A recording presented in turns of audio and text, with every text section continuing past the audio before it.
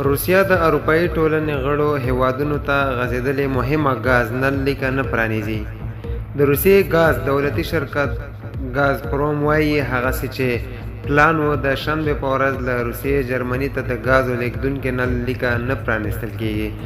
ګازپروم مسؤلین وایي د نورد سټریم یو نل لیکې یوه ټرباین کې د تیلو بهېدو یو سوری موندلی چې معنا یې تر نامعلومه وخته پورې د دې نل لیکې بندې پاتې کېدل دي. دا نل لیکه له تیرو 3 ورځو راهیسې تړلې ده او ګازپروم یې لامل د ترمیم چارې بولي.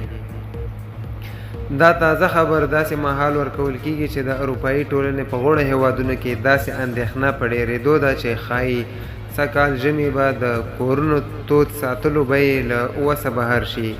کله چې روسیې پر اوکراین یرغل کړی د سون توکو بیې زیاتې شوي دي او د انرژۍ توکو په لیږد کې خنډ او ځنډ په بیو کې د لا زیاتوالي لامل کېدی شي. اروپایي ټولنه هڅې کوي د سون توکو ترلاسه کولو لپاره پر روسیې تکیه کمه کړي چې د جګړې لګښتونو پوره کولو لپاره د مسکو سرچینې ختمې شي، خو داسې نه ښکاري چې دا هڅې به ژر پایله ولري. مسکو بیا د لویدیځوالو هغه بندیزونو په ځواب کې چې پر اوکراین له یرغل وروسته پرې لګول شوي د وسلې په توګه د انرژۍ توکو په عرضه کې خنډ رامنځته کول نه مني. درنو لیدونکو، که له موږ سره په چینل کې نه وي یاست نو مهرباني وکړئ زموږ چینل در سره سبسکرایب کړئ.